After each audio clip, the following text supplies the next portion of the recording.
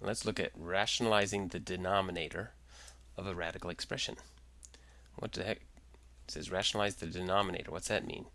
Well, it means we have to fix this.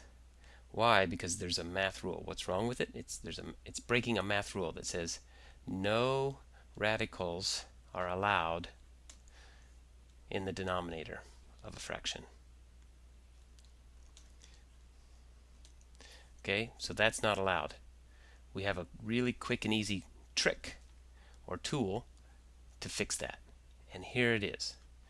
If we've got this, if we have a radical in the denominator of a fraction, you know we can multiply anything by 1 and get the same thing.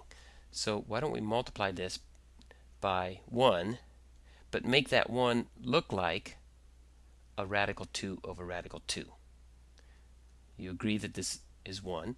If we multiply top and bottom of this fraction, because that's how we multiply fractions, then what do we get? We get 9 radical 2 on the top, and on the bottom we get radical 4, which simplifies.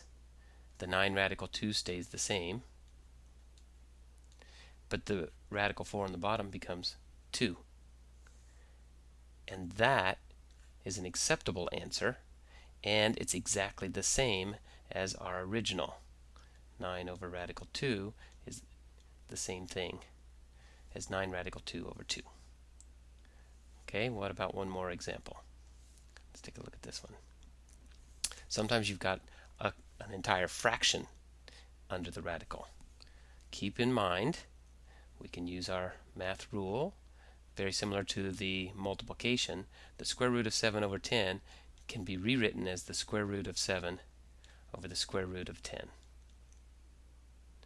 Then, using our trick or tool to rationalize, we multiply by radical 10 over radical 10. We always choose the same thing. This fraction of 1 always uses what's in the denominator, because that helps it it gets rid of that radical.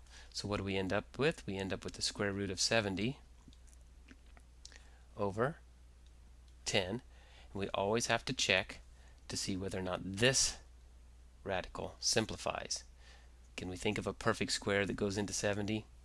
Well, it's 7 times 10 or 7 times 2 times 5. No, that doesn't simplify, so therefore our final answer looks like this.